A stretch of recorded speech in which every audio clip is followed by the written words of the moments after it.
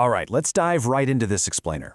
Today, we're unpacking a total paradigm shift when it comes to workplace ethics and the deeper mechanics of human behavior. We're going to look at some source material that literally turns our conventional understanding of right, wrong, and intervention completely on its head. So picture this. You're at work and you witness something off. Maybe it's a clear violation, a crime, or just really bad behavior. Our gut reaction, honestly what we've been taught since day one, is to blow the whistle, right? You see something wrong, you speak up. It feels simple. It feels righteous. But hold on a second. Here is the highly counterintuitive advice from our source material.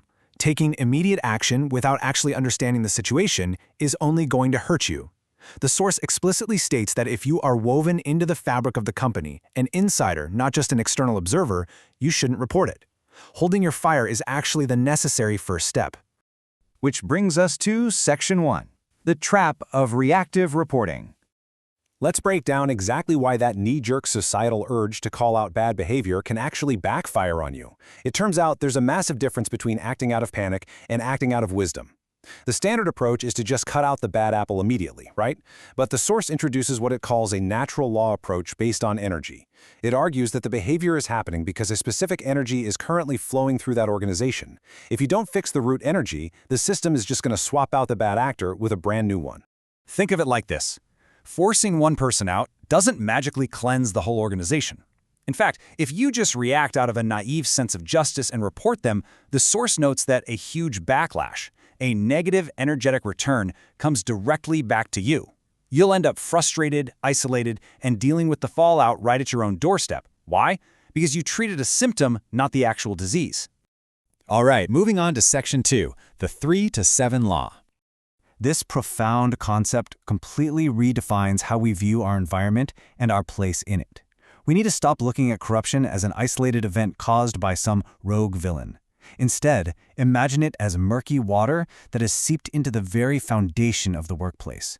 It's the unseen toxic energy. And here is the really uncomfortable truth. If you are in that organization, that murky water has seeped into you too. According to this 3 to 7 law, your relationship to this murky water dictates what you do.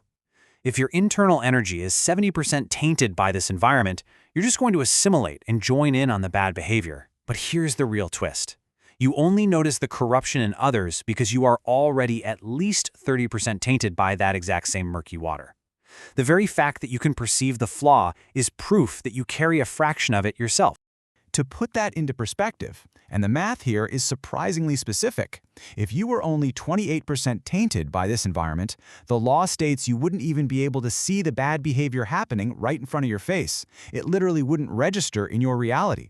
So if you're seeing it, you are energetically tied to it. That pretty much blows the whole pure innocent bystander idea right out of the water. That leads us right into Section 3, the hidden nature of accidents. Taking this natural law beyond the office, the source applies these exact same mechanics to physical accidents and seemingly random tragedies. It presents a highly provocative idea. In nature, there is absolutely no victim without cause. When an accident occurs, fault is never 100% on one side. It is always distributed, maybe 4 to 3 to 3 or 7 to 3, divided among the environment, the perpetrator, and the affected party. The percentages vary, but everyone involved shares a mathematical portion of that energetic burden. And because of that, there's a stark warning. If an accident is handled superficially, like just punishing the obvious bad guy without correcting the environment or the affected party's own contribution, the universe basically hits reset. The problem isn't solved. The exact same level of pain is just going to circle back around later to force a real resolution. So what do we do? Section 4, observation over intervention. If reacting blindly is dangerous, and we're partially implicated just by noticing the flaw, the source gives us this roadmap. First, check your emotions. If you see something and your mind is instantly shaken or agitated, stop. Step 2, do not intervene. Step 3, quietly observe your environment. Ask yourself, why is this happening here? By doing this, you're transitioning from a reactive participant to an active student, waiting for true clarity and wisdom to emerge. There's a powerful quote in the text that perfectly captures this.